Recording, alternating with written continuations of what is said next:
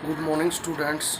Today we are going to revise the lesson number second of history part, and first of all, we are going to discuss the short answer questions. First, इसमें who were the socialists in 19th century Europe? What kind of society they envisage? कि socialist हैं 19th century में वो कौन थे और वो किस तरह का सोसाइटी है, समाज है, वो बनाना चाहते थे। इसमें दे रखा है कि socialist were against private property and saw it as the root of all social evils, कि जो सोशलिस्ट हैं वो प्राइवेट प्रॉपर्टी के, निजी संपत्ति के खिलाफ थे और उसको सभी बीमारियों की जो जड़ है वो समझते थे। They believed in the idea of the cooperatives, वो कहता है कि कोऑपरेटिव्स के आइडिया में बिलीव करते थे। In cooperatives people made associations and produced goods together, cooperatives में वो इस तरह की व्यवस्था चाहते थे जिसमें लोग अपनी एसोसिएशन बनाएं और एक साथ मिलकर जो गुड्स हैं, सामान हैं, उनको प्रोड्यूस करें। The profit of the business were divided among all members of the associations, और जो भी एसोसिएशन के मेंबर होंगे सभी उनके बीच में उस बिज़नेस का जो प्रॉफिट है उसको बांटा जाए, डिवाइड किया जाए। However different socialist had different views against how the cooperatives were to be made. ये बताता है कि हालांकि अलग अलग जो डिफरेंट सोशलिस्ट थे उनके डिफरेंट व्यूज़ थे, अलग अलग विचार थे कि किस तरह से जो सोसाइटीज़ हैं उनको बनाया जाए। Robert oven, one of the founder of socialism, suggested that cooperatives should be made on individual initiative। Robert oven है जो सोशलिज्म के फाउंडर्स में से एक है, उसने ये सजेस्ट किया था, सुझाव दिया था कि कोऑपरेटिव हैं वो इंडिविजुअल इनिशिएटिव यानी व्यक्तिगत पहल पे बनाई जाएं। अदर सोशलिस्ट, दूसरे जो सोशलिस्ट थिंकर्स थे उसमें आपका लुइस ब्लैंक है। They wanted the government to encourage cooperatives and replace capitalist enterprises.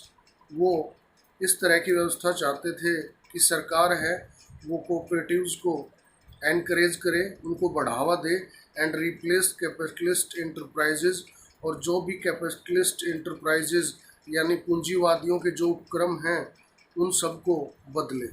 Second है आपका इसमें explain the concept of Karl Marx about the socialist society, कि कार्ल मार्क्स के जो कंसेप्ट था सोशलिस्ट सोसाइटी के रिगार्डिंग वो क्या था। कार्ल मार्क्स है वो 1818 से 1883 के टाइम से बिलोंग करता है। कहता है according to his concept about socialist society was that industrial society was capitalist. उसका ये मानना था, उसका ये कंसेप्ट था कि सोशलिस्ट सोसाइटी जो था उसमें इंडस्ट्रियल सोसाइटी है वो कैपिटलिस्ट था, पूंजीवादी था। Under it labourers do not get full share of the profit based on their contribution. इसमें कहता है कि जो भी आपके लेबरर्स, मजदूर हैं, उनको कैपिटलिस्ट जो सिस्टम है उसमें अपने प्रॉफिट का पूरा शेयर नहीं मिल पाता था जितना कि उनका कंट्रीब्यूशन होता था, and so there condition could not improve, और इस तरह से, इस वजह से उनकी जो कंडीशन है वो इम्प्रूव यानी उसमें सुधार नहीं हो रहा था।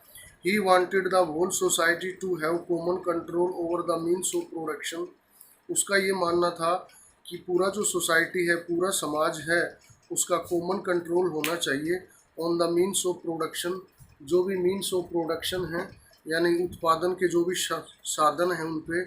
For example all production units should be nationalized। According to Karl Marx theory, all production units should be nationalized, कि जो भी सारी प्रोडक्शन यूनिट्स हैं उनको नेशनलाइज कर दिया जाए। नेक्स्ट क्वेश्चन फिर इसमें आपका दे रखा है describe the economic conditions of Russia before 1905। 1905 से पहले रसिया की इकोनॉमिक कंडीशन है वो किस तरह की थी। कहता है कि at the beginning of 20th century about 85% of Russian population was agriculturist which was much bigger than other European countries. कि 20th सेंचुरी की जो बिगनिंग है, शुरुआत है, उसमें कहता है कि रसिया की 85% जो पॉपुलेशन है that was engaged in the agricultural activities, जो कहता है कि एग्रीकल्चरल एक्टिविटीज़ में एंगेज थी, which was much higher than other European countries, जो कि दूसरे यूरोपियन कंट्रीज से काफ़ी ज़्यादा थी। Industry in Russia was developed in some pockets, pockets means some certain areas. Russia में जो इंडस्ट्री है वो कुछ सर्टेन एरियाज में डेवलप हुई, जैसे दे रखा है इसमें for example Saint Petersburg and Moscow. फिर इसमें आगे बताता है कि large factories existed alongside craft workshops, की जो बड़ी फैक्ट्रियां हैं वो क्राफ्ट वर्कशॉप्स के साथ साथ एस्टेब्लिश की गई थी। Many factories were set up in 1890s, 1890s में काफ़ी सारी जो फैक्ट्रियां हैं वो सेटअप की गई। The reason behind it was the extension of the railway network and the increase in foreign investment. और इसका जो रीज़न था 1890s में काफ़ी सारी जो फैक्ट्रीज एस्टेब्लिश की गई, सेटअप की गई, उसके पीछे रीज़न एक था कि एक्सटेंशन ऑफ रेलवे नेटवर्क, की रेलवे नेटवर्क है उसमें काफ़ी बढ़ोतरी हुई, and increase in foreign investment, और जो विदेशी निवेश है, फॉरेन इन्वेस्टमेंट है, वो भी बढ़ा। Coal production doubled and iron and steel output quadrupled at that time. Coal production है वो भी काफ़ी बढ़ा, और स्टील जो आउटपुट है, आयरन और स्टील आउटपुट, वो भी कहता है कि कई गुना बढ़ गया। Most industries were owned by industrialist, अधिकतर इंडस्ट्रियां हैं वो इंडस्ट्रियलिस्ट यानी उद्योगपतियों के अंडर में थी। But government supervise the ways scales and timing of large factories, लेकिन कहता है सरकार जो वेज स्केल्स जो थे, वेतन थे, और टाइमिंग है, इसको सुपरवाइज करती थी। नेक्स्ट आपका दे रखा है इसमें explain the condition of workers in Russia before 1917। 1917 से पहले रसिया में जो वर्कर्स की कंडीशन है उसको बताना है, या ये क्वेश्चन इस तरह से भी बनता है, describe the condition of the workers under the tsar in Russia, यानी जार का जब शासन था उस समय वर्कर्स की क्या कंडीशन थी। पहला पॉइंट है इसका कि at the beginning of 20th century in Russia most industry was owned by industrialist, कि 20th सेंचुरी की जब बिगिनिंग यानी शुरुआत हुई तो most industries were owned by industrialist, अधिकतर इंडस्ट्रीज जो हैं उनके जो मालिक थे वो इंडस्ट्रियलिस्ट थे, उद्योगपति थे। Government supervise large factories to ensure minimum wage and working hours, government है वो कहता है कि लार्ज फैक्ट्रीज़ को सुपरवाइज करती थी टू एंश्योर मिनिमम वेज, जो मिनिमम वेज हैं उनको एंश्योर करने के लिए, एंड वर्किंग आवर्स, और जो काम के घंटे थे उनके लिए। इन craft units and small workshop sometimes working hours were 15 hours compared with 10 और 12 आवर्स इन बिग फैक्ट्रीज। कहता है कि जो स्मॉल क्राफ्ट यूनिट्स थी या स्मॉल वर्कशॉप थे उनमें कई बार वर्किंग आवर्स हैं वो आपके 15 आवर्स के होते थे, और कहता है कि बिग फैक्ट्रीज़ में 10 to 12 आवर्स का वर्किंग टाइम होता था। Workers were divided into different social groups and they were also divided by skill. Workers को कहता है कई सारे सोशल ग्रुप्स में डिवाइड किया गया था, और उसके साथ साथ वो अपने अकॉर्डिंग टू स्किल भी उनको डिवाइड किया गया था, स्किल के अकॉर्डिंग भी डिवाइड किया गया था। कहता है कि women consisted of 31% of the factory labour force, जो वुमेन्स का पार्टिसिपेशन था वो 31% था फैक्ट्री में एज ए लेबरर काम करने वालों में। The wage of female worker were less than a male worker, female workers के जो वेजेस थे, जो वेतन थे, वो कहता है मेल वर्कर्स की बजाय कम थे। Some workers formed associations to help other workers in times of hardship, कुछ वर्कर्स ने कहता है कि अपनी एसोसिएशन भी बना रखी थी अदर वर्कर्स को हेल्प करने के लिए इन टाइम्स ऑफ हार्डशिप, जब कहता है बुरा समय आता या कठिन समय आता उस समय अदर वर्कर्स को हेल्प करने के लिए उनकी अपनी एसोसिएशंस भी थी। नेक्स्ट फिर आपका आता है why were socialist active in the countryside, give three reasons कि सोशलिस्ट लोग जो थे वो कंट्री साइड यानी रूरल एरिया में ही क्यों एक्टिव थे, इसके थ्री रीजन्स हमें बताने हैं। तो ये कहता है कि in Russia socialist were active in countryside through the late 19th century, कि लेट 19th सेंचुरी तक यानी 19th सेंचुरी के अंत तक हम ये कह सकते हैं कि रसिया में जो सोशलिस्ट हैं वो कंट्री साइड यानी रूरल एरियाज में एक्टिव थे। दे formed the socialist revolutionary party in 1900 which struggled for peasants right.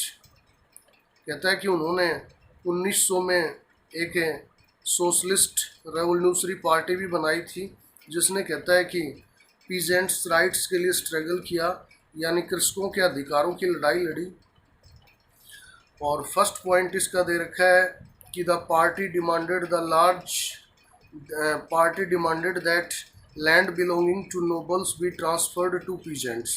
ये सोशलिस्ट रेवोल्यूशनरी पार्टी जो आपकी 1900 में बनी थी, उसने कहता है कि एक डिमांड रखी कि land belonging to the nobles, की नोबल्स कम्युनिटी के जो लोग हैं उनके पास जो ज़मीन है वो कहता है ट्रांसफर्ड टू पीजेंट्स, पीजेंट्स को ट्रांसफ़र की जाए यानी किसानों को दे दी जाए। Russian peasants were different from other European peasants, Russian peasants हैं वो कहता है अदर यूरोपियन पीजेंट्स से डिफरेंट थे। Periodically they pooled their land together and their commune mir divided it according to the needs of individual families. समय के साथ साथ कहता है उन्होंने लैंड को कैप्चर कर लिया था और उनका जो एक एसोसिएशन कम्यून जिसको मिर कहा जाता था, उसने कहता है कि इंडिविजुअल फैमिली नीड्स के अकॉर्डिंग इसको डिवाइड कर दिया ज़मीन को। नेक्स्ट पॉइंट है आपका कि social Democrats believed that peasants not workers would be the main force of revolution, कि सोशल डेमोक्रेट्स इस बात में विश्वास करते थे कि पीजेंट्स हैं वो ना कि वर्कर, पीजेंट्स हैं मेन फोर्स ऑफ रेवोल्यूशन होने चाहिए। With them Russia could become socialist more quickly than others, और इस तरह से पीजेंट्स की कंडीशन इम्प्रूव होने पे जो रसिया है वो कहता है कि अदर कंट्रीज़ की बजाय तेज़ी से एक सोशलिस्ट कंट्री में कन्वर्ट हो जाएगा। Then land committees were formed for the redistribution of lands, और उसके बाद कहता है लैंड कमेटीज़ बनाई जाएंगी लैंड को रीडिस्ट्रीब्यूट करने के लिए, दोबारा से बांटने के लिए। कहता है encouraged by this peasants seized land in 1917, और इस बात से एक तरह से एनकरेज होकर के पीजेंट्स ने कहता है कि 1917 में ज़मीन है उसको अपने अंडर कर लिया। नेक्स्ट आपका इसमें दे रखा है describe the main events which led to the February revolution in Petrograd. Petrograd में जो आपकी फरवरी रेवोल्यूशन हुई है उसकी मेन इवेंट्स कौन कौन सी थी। तो फर्स्ट है इसमें on 22 February a lockout took place at a factory in the right bank of the river Neva in Petrograd. Petrograd में कहता है जो नेवा रिवर है उसके किनारे पे एक फैक्ट्री जो बनी थी उसमें लॉकआउट कर दिया गया। अगला कहता है ऑन 23 फरवरी, और इसके next day he workers in 50 factories called a strike in sympathy. Workers ने कहता है कि सहानुभूति स्वरूप सिंपैथी शो करने के लिए अब 50 फैक्ट्रीज के वर्कर्स ने स्ट्राइक कर ली। In many factories women led the strikes, कई सारी फैक्ट्रियां हैं उनमें कहता है महिलाओं ने इस क्रांति का नेतृत्व किया। Demonstrating workers crossed from the factory quarters to the centre of the capital the Nevsky Prospekt. इसमें कहता है कि जो वर्कर्स हैं प्रदर्शन करते हुए उन्होंने फैक्ट्री क्वार्टर्स को पार करके जो कैपिटल के सेंटर में एक जगह है नेविस्की प्रोस्पेक्ट, वहाँ पे वो इकट्ठे हुए। Government imposed a curfew causing the demonstration to disperse, और इस तरह के डेमोन्स्ट्रेशन को डिस्पर्स करने के लिए यानी एक तरह से ख़त्म करने के लिए गवर्नमेंट ने कर्फ्यू है वो लगा दिया। But they came back on the 24th and 25th, लेकिन कहता है कि 24th और 25th फरवरी को जो वर्कर्स हैं वो दोबारा से स्ट्राइक पे आ गए। On 25 February the tsar suspended the Duma. Duma वहाँ की पार्लियामेंट का नाम था। जार ने कहता है कि जो वहाँ का रूलर था जार, उसने डूमा को सस्पेंड कर दिया। This case wide spread anger, और इससे कहता है कि बड़े स्तर पे लोगों में जो गुस्सा है वो फैला।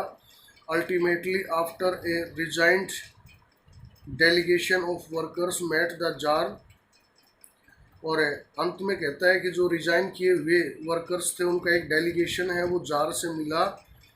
ही on 2 March following the military advice, और 2 मार्च को जार ने कहता है कि मिलिट्री एडवाइज ली। Socialist leaders and Duma leaders formed a provisional government to run the country. Socialist leaders और जो डूमा लीडर्स थे उन्होंने कहता है कि एक प्रोविजनल गवर्नमेंट बनाई, एक अस्थायी सरकार बनाई, टू रन द कंट्री को चलाने के लिए। नेक्स्ट आपका क्वेश्चन है वो दे रखा है, describe the incident known as Bloody Sunday. Bloody Sunday की जो इंसिडेंट है 1905 की वो क्या थी। इसमें बताता है कि on Sunday 22 January 1905 the workers of Russia led by father Gapon reach the Winter Palace of the tsar to present a petition. कि 22 जनवरी 1905 को वर्कर्स हैं वो फादर गैपोन की लीडरशिप में कहता है विंटर पैलेस में पहुंच गए जार के पास, टू प्रेजेंट ए पिटीशन, एक पिटीशन यानी एक याचिका फाइल करने के लिए। But they were fired at indiscriminately by police, the पोस्केज resulting in death of more than 100 workers with 300 workers wounded. और इस पुलिस फायरिंग में कहता है कि आपके 100 वर्कर्स हैं वो मारे गए और 300 वर्कर्स वाउंडेड, यानी 300 वर्कर्स हैं वो जख्मी हो गए। This started a series of events that became known as the 1905 revolution. और इस इंसिडेंट के बाद में, इस ब्लडी संडे इंसिडेंट के बाद में, 2 जनवरी 1905 के बाद में ये सीरीज ऑफ इवेंट्स यानी घटनाओं का एक जो दौर है वो शुरू हो गया, जिसको कि 1905 रेवोल्यूशन के नाम से जाना जाता है। This incident is known as Bloody Sunday in Russian history. इस इंसिडेंट को कहता है रशियन हिस्ट्री में ब्लडी संडे के नाम से जाना जाता है। 2 events after the Bloody Sunday which led to the 1905 revolution were. इसमें कहता है 2 इवेंट्स ब्लडी संडे की जो थी जिन्होंने इस 1905 रेवोल्यूशन का नेतृत्व किया, वो कौन कौन सी थी। पहला है the universities of Russia were closed down when student bodies staged walkout complaining about the lack of civil liberties. सबसे पहले जो यूनिवर्सिटीज़ हैं उनको कहता है बंद कर दिया गया जब स्टूडेंट्स ने यूनिवर्सिटीज़ से वॉकआउट किया सिविल लिबर्टीज के बारे में कंप्लेंट करते हुए। लैक ऑफ सिविल लिबर्टीज यानी जो सिविल लिबर्टीज हैं उनके अभाव की शिकायत करते हुए। अगला है लॉयर्स, डॉक्टर्स, इंजीनियर्स और middle class workers establish A union of unions and demanded A constitute assembly. कहता है लॉयर्स, डॉक्टर्स, इंजीनियर्स या मिडिल क्लास वर्कर्स हैं, उन्होंने एक यूनियन ऑफ यूनियंस बनाई और एक कॉन्स्टिट्यूट असेंबली की उन्होंने डिमांड रख दी। नेक्स्ट क्वेश्चन आपका आता है what was the condition of Russia during the first world war. 1914 में जो फर्स्ट वर्ल्ड वार हुआ उस दौरान कहता है रसिया की कंडीशन क्या थी। In Russia the war was initially popular and the policies of tsar Nicholas second were supported by the people. Russia में कहता है कि जो वार है उसको इनिशियली पॉपुलर बनाया गया, आंशिक रूप से वो काफ़ी लोकप्रिय हुआ, और जार निकोलस सेकंड की जो पॉलिसीज़ हैं वर सपोर्टेड बाय द पीपल, लोगों ने उनका समर्थन किया। The first world war on the eastern front deferred from that of the western front. Eastern front पे कहता है कि वर्ल्ड वार है वो डिफरेंट था वेस्टर्न फ्रंट की बजाय। In the west armies fought from trenches, but in east armies moved a good deal and fought battles leaving large casualties। ये कहता है कि वेस्ट डायरेक्शन या वेस्टर्न फ्रंट की हम बात करें तो आर्मीज हैं उनको कहते हैं ट्रेंचेज से लड़ी, लेकिन ईस्ट में आर्मीज हैं उन्होंने एक गुड डील की और and fort battles living large casualties और काफ़ी नुकसान उठा के उन्होंने कहते हैं लड़ाई लड़ी। Russia's आर्मीज lost badly in Germany and Austria before 1914 and 1916। रसिया की आर्मी है उसको काफ़ी नुकसान उठाना पड़ा जर्मनी और ऑस्ट्रिया के फ्रंट पे 1914 और 1916 के बीच में। कहता है there were 7 million casualties by 1917 और 1917 तक 7 मिलियन हैं कैजुअलिटीज़, यानी इतने लोगों का नुकसान हुआ। As the Russian armies move forward the Russian army destroyed crops and buildings to prevent the enemy from living off the land। कहता है जैसे ही रसिया की जो आर्मीज हैं वो आगे बढ़ी तो उन्होंने फसलों को और बिल्डिंग्स को नष्ट कर दिया, जो एनिमी यानी दुश्मन है उसको रोकने के लिए। From living off the land, उस ज़मीन से खदेड़ने के लिए। The situation discredited the Russian government and the jar, और इस सिचुएशन का कहता है रशियन सरकार और जार को काफ़ी नुकसान हुआ। The Russian soldiers did not wish to fight such a war, Russian soldiers हैं वो इस तरह की लड़ाई है वो नहीं लड़ना चाहते थे। इसके बाद आपका नेक्स्ट जो क्वेश्चन है, नेक्स्ट क्वेश्चन आपका आता है कि explain how a socialist society was established in Russia, कि रसिया में जो सोशलिस्ट सोसाइटी है वो किस तरह से एस्टेब्लिश्ड हुआ। तो इसका आंसर है कि 22 January 1920 the Bolsheviks controlled most of the former Russian empire. Bolsheviks जो पार्टी के लोग थे उन्होंने कहता है कि जो पहले का रशियन एम्पायर है उसको अधिकतर को कंट्रोल कर लिया।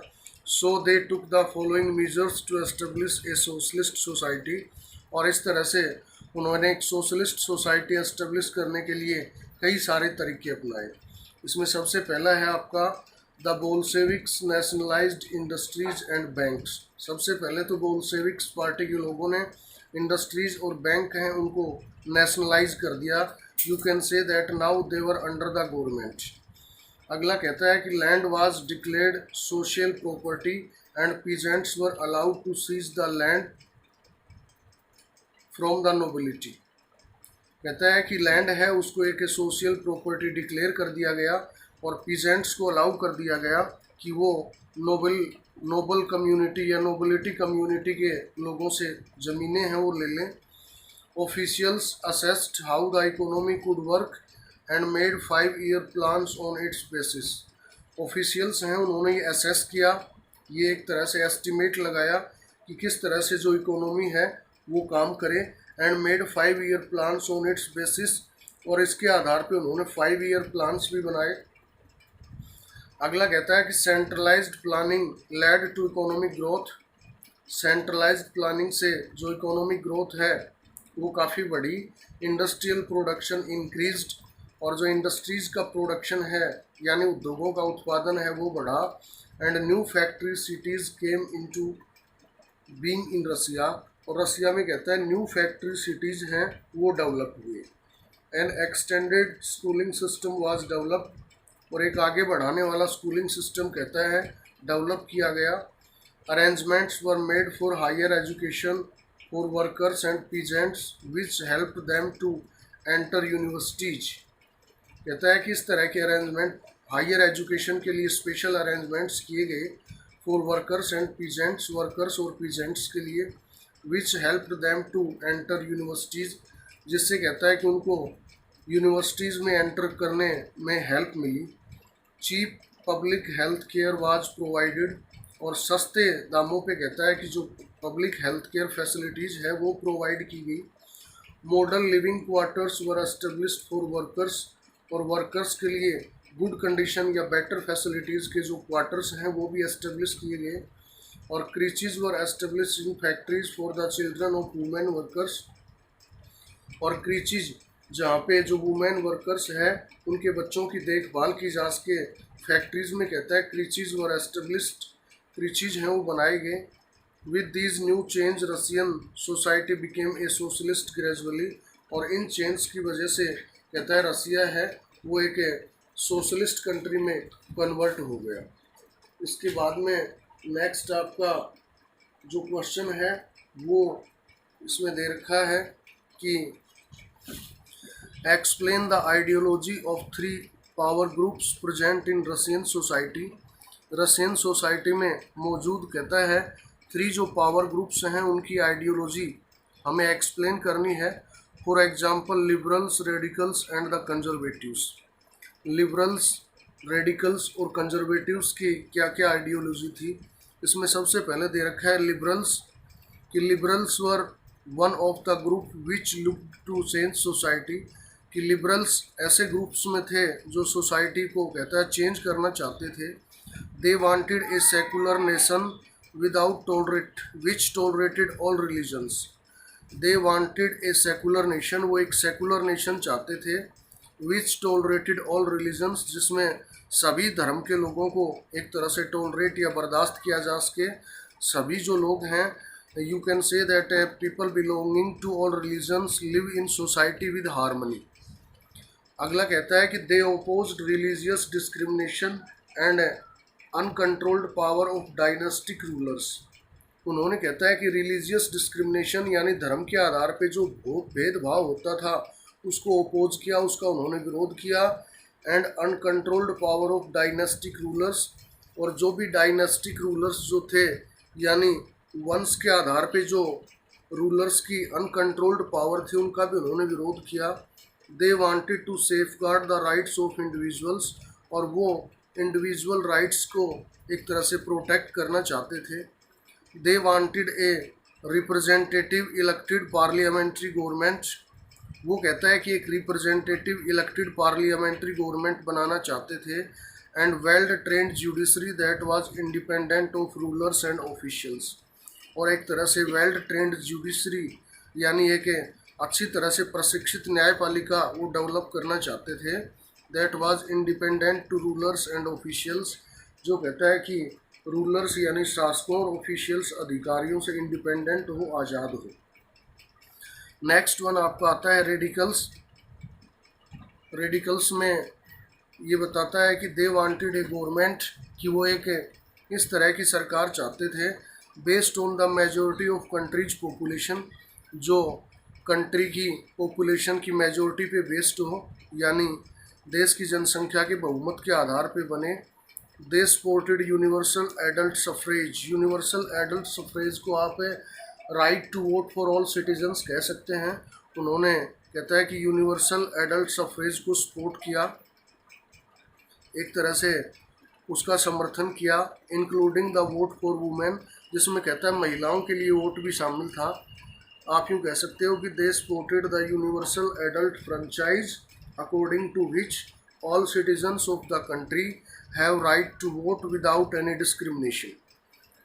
अगला कहता है unlike liberals they opposed the privilege of great land owners and wealthy factory owners, और कहता है लिबरल्स के अपोजिट यानी लिबरल्स के विरुद्ध उन्होंने कहता है प्रिविलेज मीन्स स्पेशल राइट्स। जो ग्रेट लैंड ओनर्स थे, बड़े जो भूस्वामी थे, ज़मीन के मालिक थे, और वेल्दी फैक्ट्री ओनर्स थे, उनके प्रिविलेज यानी स्पेशल राइट्स जो उनको दिए गए थे उनका उन्होंने विरोध किया। They were not against the existence of private property but opposed concentration of poverty in the hands of a few. उन्होंने कहता है प्राइवेट प्रॉपर्टी का विरोध तो नहीं किया, लेकिन वो इस चीज़ का विरोध करते थे कि कंट्री की सारी प्रॉपर्टी है that is in the hand of few people, कुछ ही लोगों के हाथ में हो, इस चीज़ को उन्होंने ओपोज किया था। नेक्स्ट वन आपका आता है conservatives. They were oppose to liberals and radicals. Conservative हैं वो लिबरल्स और रेडिकल्स को ओपोज करते थे, उनका विरोध करते थे। और कहता है they generally oppose the idea of change during 18th century, और 18th सेंचुरी के दौरान जो एक आइडिया ऑफ चेंज यानी एक बदलाव का जो विचार था, इसका जनरल रूप से उन्होंने विरोध किया। By the 19th century they accepted that some change was inevitable, वो ये मानते थे 19th सेंचुरी तक कि भाई कुछ जो चेंज है वो ज़रूरी है, but believed it had to be brought about through a slow process. लेकिन वो कहता है कंप्लीट चेंज की बजाय ये चाहते थे कि स्लो प्रोसेस से चेंज हो, यानी धीमी प्रक्रिया से बदलाव आए।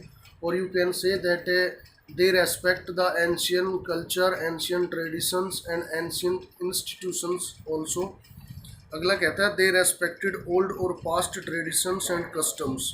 और पुराने समय से जो ट्रेडिशंस, जो परंपराएं, कस्टम्स, जो रीति रिवाज चले आ रहे थे, दे रेस्पेक्ट देम, उन्होंने कहता है कि उनको सम्मान दिया। I think it is sufficient for today. Thank you, have a nice day.